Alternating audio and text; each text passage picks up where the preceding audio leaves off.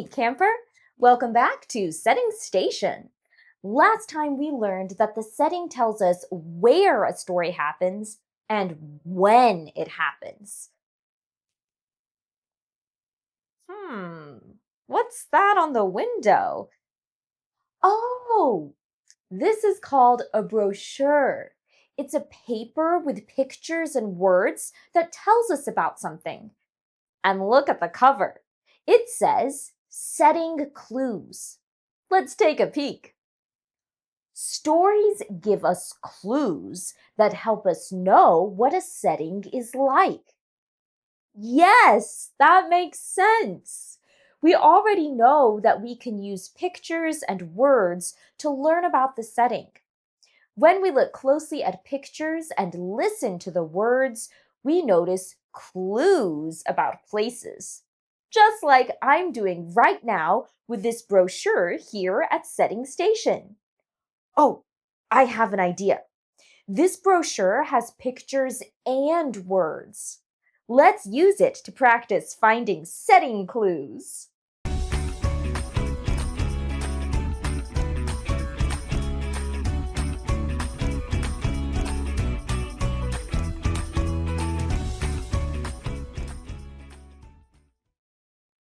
Let's look closely at the first picture and listen to the words. The kitchen felt calm in the morning.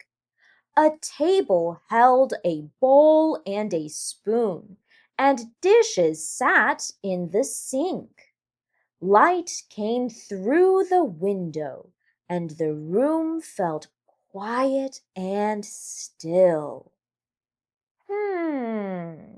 Did you notice any clues from the story to help us imagine what the setting is like?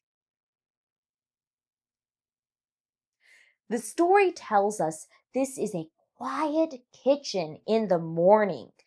But let's think about how we know what that kitchen looks like.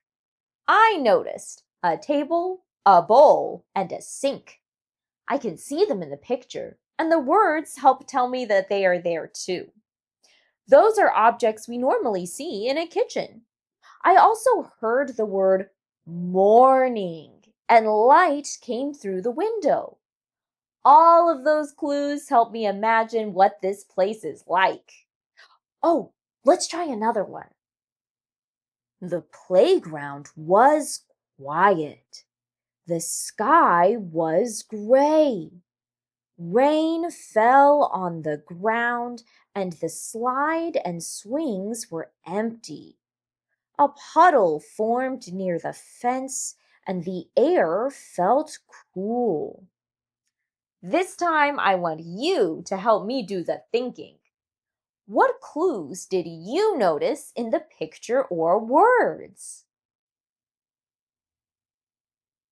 You might have noticed the puddle, the empty swings, or that the sky was gray. And I noticed something important in this story. The weather is different here. The weather can change what a setting is like. Stop and think. How does the rain change this playground? I don't see any kids playing under the gray sky or in the rain. That might be why the playground feels so quiet. Wow! Pictures and words work together well to give us so many clues about a setting. Our setting clues brochure really helped us notice those clues. Now that we've practiced finding clues, let's head to the campfire to see what story Mia has for us today. By the campfire, gather near. Stories and learning start here. Look, it's Mia, and she's ready with another book for us.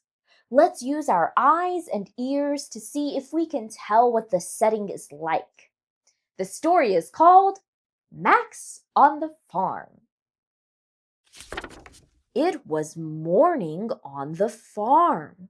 The sky was pink and orange, and the sun was rising. Max stood near a red barn and soft hay lay on the ground. Cows moved slowly across the field, and chickens pecked near the fence. The farm felt calm and quiet as the day began. Okay, it's your turn now. Stop and think.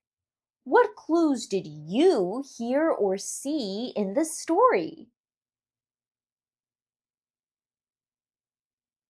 What objects do you see in the picture that help you imagine this place?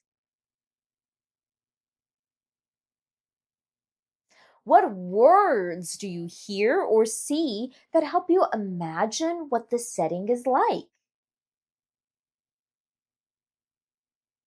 Well, I noticed the red barn, the hay, and the cows and chickens.